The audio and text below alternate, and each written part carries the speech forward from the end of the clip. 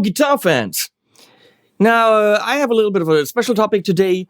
When I first saw the American Ultra by Fender at a trade show, I was like, well, aren't they just trying to do their version of the Ibanez AZ, which many people said that Charvel is doing with these something DK24 line?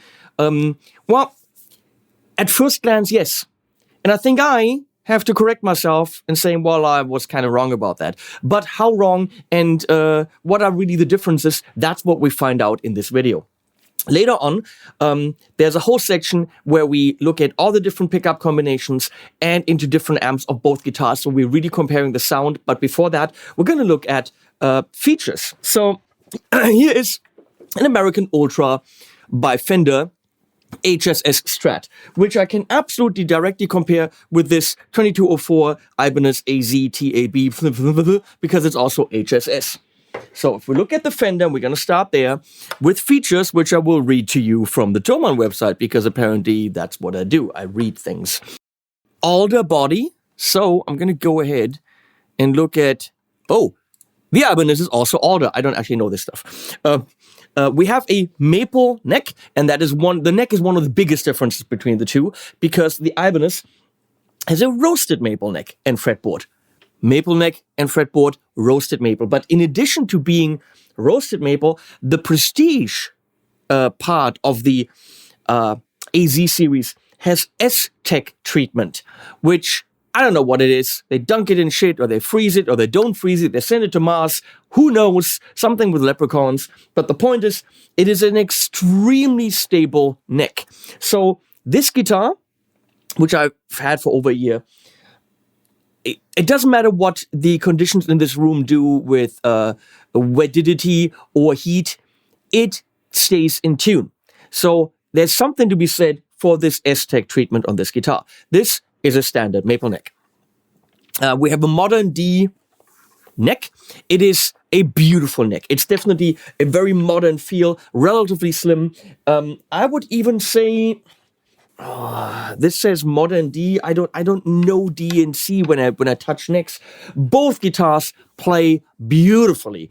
This feels a little bit less resistance than on the Ibanez, but we're talking about 2%. This is a compound radius, and let's see what we say about the Ibanez. It's an oval C on the Ibanez. The AZs are very, very beautifully playable necks. They're not your standard wizard neck, as is this. There's also not your standard wizard neck, but they're slim and they are just amazing playability on both guitars. Doesn't say anything about the radius on the Ibanez. On this, apparently, we have a bone nut, and this is, who knows, some kind of nut. Doesn't say, at least at Thomann. So, what else do we have? We have 22 frets, Now here, we have a tappable humbucker and 2 single coils, noiseless. And here we have the Seymour Duncan, I think they're called, are they Hyperion pickups? I think so. Let's look that up. Yes, the Hyperion. Fender has locking tuners. The Ibanez has locking tuners. It doesn't look like it, but they are locking tuners. They lock once you tighten them. And the Ibanez has staggered tuners. So the Ibanez has, if you can see this right here, staggered tuners. See how they go from high to low. And on the Fender, they are not. Actually, no. On the Fender, they are not. But both of them are locking tuners. The Fender has a really beautiful fret job. It even looks as if it's paint. I mean, the fretboard edges are really nicely rolled off. It plays like a dream. Little bit less rolled off on the Ibanez. Let's look at those fret edges right here. I thought that the Fender had black plastic inlays, but they're not. It's more like a black mother of pearl or pearloid or whatever. See something in there.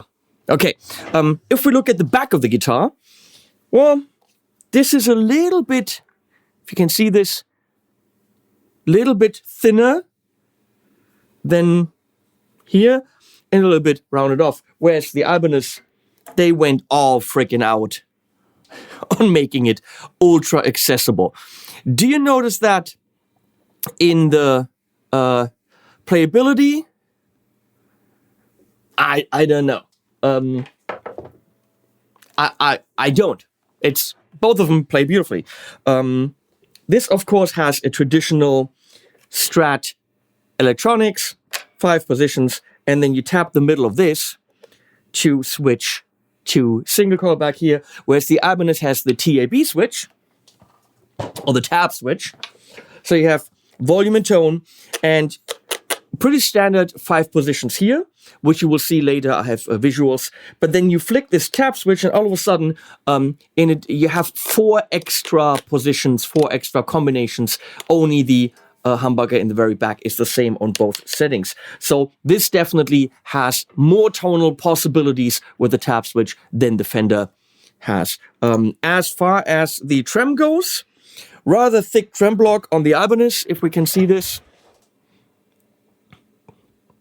And it's an absolutely, the Godot is an absolutely beautiful trem. It is a little bit underfräst, so you can go up a little bit hollowed out. This clocks in at $23.99, but that's because of the translucent finish and the top, which is 5-7 millimeters. It's not really thick, but it's nice. The fender is opaque, and it's not white. It's called Arctic white, but if you can look at it, it's actually a sparkle. I don't know if you can see this. Probably not. It's a little bit sparkly. It's kind of a cool color, and I really like it with the mother of turtle shell something pickguard. As far as the trem goes, this is tilted a little bit too far right now. This kind of needs a little bit of a setup. See, it should be more, but it's, you can go up a bit. You can definitely go wiggle, wiggle, wiggle. Trem block gets a little bit thicker, I think, as you go, but it's not a massively thick trem block like the Ibanez has.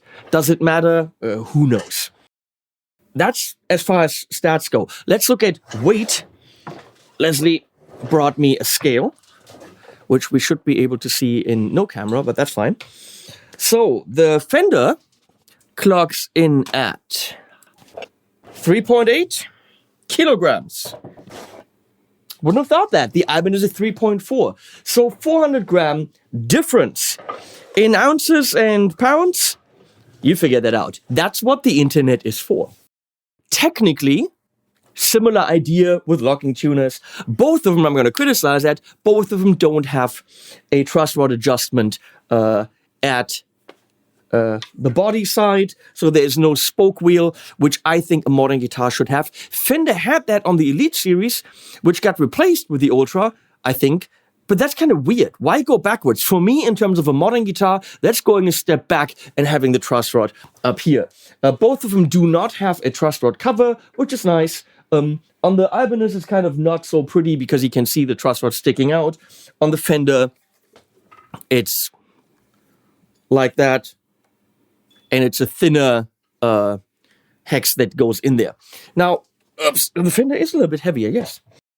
Fender clocks in at $2,000. This is $2,400, but it's only $2,400 because of the top. If you go with an opaque finish, they're exactly the same price. Both of them are €2,000.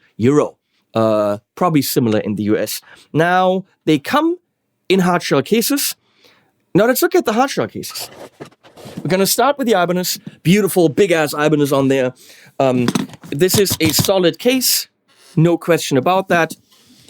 We have 3 clasps, I think these things are called. Okay, we have a camera there. Look at that. This is a handle on kind of thin metal here. So let's open this up. This is a typical Ibanez Prestige case. Okay. And it's nice. Oh my God, the case smell. Beautifully shaped for the guitar. Comes with beautiful case goodies like this super mega Ibanez guitar adjustment tool. And yeah, that's it. This is definitely a kick-ass case. However, the Fender case is more kick-ass. I gotta say that. Says Fender on it. This handle is just ultra freaking solid. Rubber. It's a cooler handle. And we have these very modern claspy things. But the thing that's important, if we see it from back here, is this. Because this is a TSA lock. So if the transport security people want to get into the Ibanez case, they're going to fucking break it. This, they can actually open with their own key, which is good. So they can open and they can check your guitar. I've seen Mike Keneally's case, which they wrecked back in the day because they had to open it. So this, as beautiful as the other case, and Fender has a lot. Oh, here. Okay. Fender has a lot of case goodies in here. Truss Rod adjustment tool, really long one. What else do they have? They have a new pack of 9s. Oh, they have strap locks in here. I didn't even know that comes with strap locks. Okay, points for Fender. And a really nice little Fender pouch. So when it comes to goodies, new pack of strings, not bad. Ibanez has that multi-tool, which is cool. But I'm going to say when it comes to the quality of the case, this is, because of the TSA lock, and generally, I like this a tiny bit more. They are the same size, as you can see over there. They're really the same size. Both of them, great cases. I would say Fender wins by 5%. 10%. Okay, Ibanez has lumen lace on the side. I'm just seeing that. Fender has black dots. So points for Ibanez. Now, let's go to sounds. Can you really compare them? Let's find out.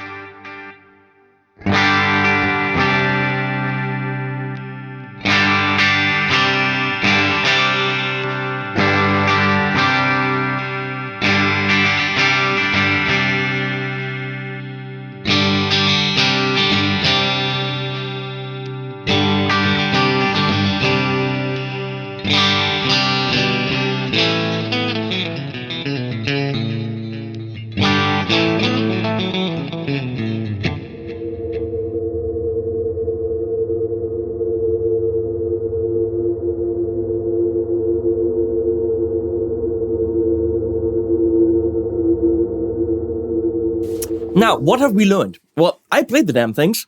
Here's what I've learned. The Fender is a Strat. It has Stratty sounds. The Ibanez is an AZ. And I think they've defined a new kind of sound with the AZ.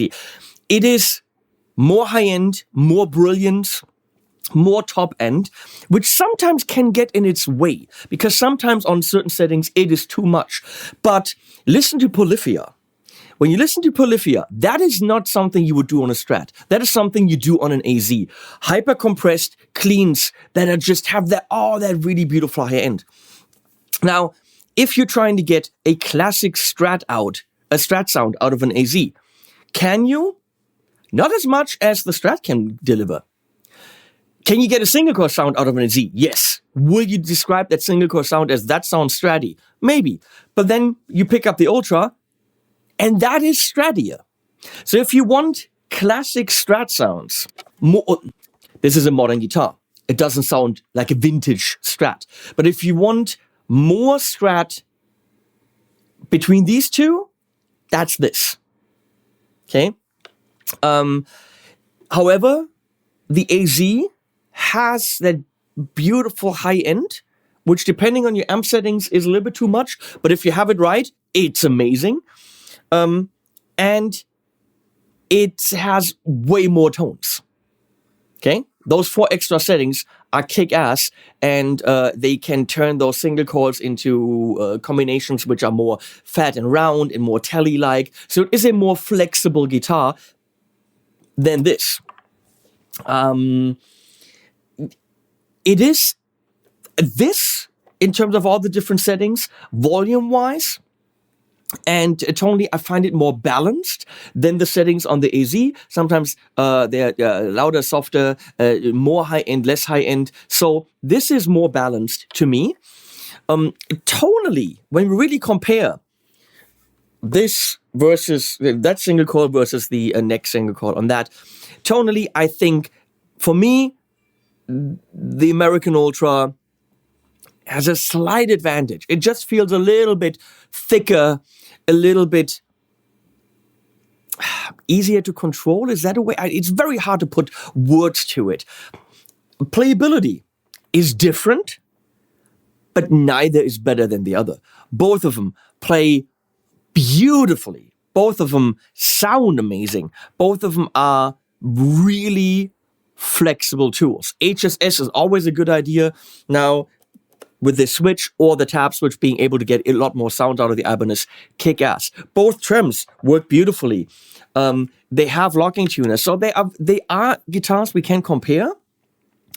You want something that's more closer to a traditional Strat, that's that.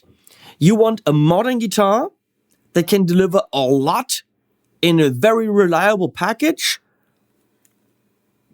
Flexibility-wise, it's the Ibanez. You want something that doesn't sound exactly like a Strat, but like a modern guitar, like that high-end, like the Polyphia sound. That's the only way I can describe it. That's the AZ. Now, I think it's still a matter of you have to pick them up. This feels bulkier, okay? It is heavier, but not just because of that, but because of the body style. It's tough to say. I don't know. It is it really bulkier? It just feels a bit bulkier. Because it's a Strat, okay? These things are almost impossible to put into words.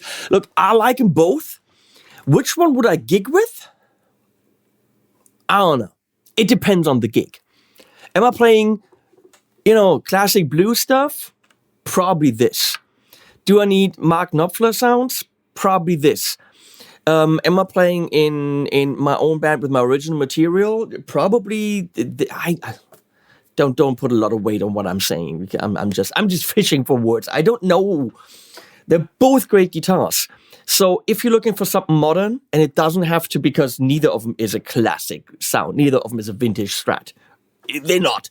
If you're looking for something modern that's very dependable, with a kick-ass case and all the features you want in a modern guitar, except for the Truss Rod adjustment right here, play them both. Check them both out at a store and see what you like more. Do you like the visual of looking like a guy with a Strat, which this absolutely delivers? Or do you like the visual of someone... This does look smaller, doesn't it? But it's actually not. It's very strange. Do you like the visual of someone who plays a less pigeonholed guitar? Because with a Strat, you look like a guy with a Strat. With this, you look like a guy with a semi-pointy guitar. Both of them are great tools. That's really all I can say. I hope this did something for you. If you travel around the world into loads of different environments, heat-wise and humidity-wise, that's the one. I gotta say the American Ultra is a great guitar, but then that's this, because no guitar that I have here, and I've got many guitars, is that stable when it comes to the neck. That S-Tech treatment is just fantastic. Thanks for watching. Thanks, Lacey, for switching. Please support me. Please subscribe on Instagram. That absolutely helps. All the information is at the end, in the end card. Facebook also helps. Please subscribe to this channel. Ring the bell if you want to get annoyed daily. And use the links to check them out on Thomann, because that really helps me. Use the links to go to Sweetwater if you're in the US. And we're going to put some kind of animal at this end of this video.